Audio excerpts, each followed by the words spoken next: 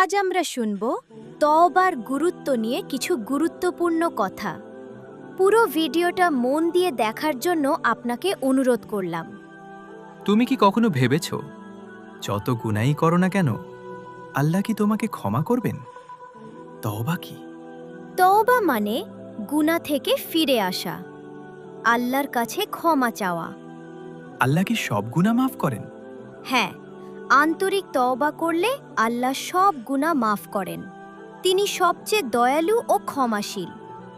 তওবার সঠিক পদ্ধতি কি? গুনাহের জন্য অনুতপ্ত হওয়া এবং আবার সেই গুনাহ না করার সিদ্ধান্ত নেওয়া। কখন তওবা করা উচিত? মৃত্যুর আগে যে কোনো সময়, দেরি না করে এখনই করা উচিত। তওবা না করলে কি হবে? গুনাহ জমতে থাকবে এবং আখিরাতে কঠিন শাস্তির কারণ হতে পারে। হয়তো আমরা মনে করি আমি অনেক গুনাহ করেছি, কিন্তু আল্লাহ বলেন আমার রহমত তোমার গুনাহের চেয়েও বড়, তাই আজই ফিরে আসো।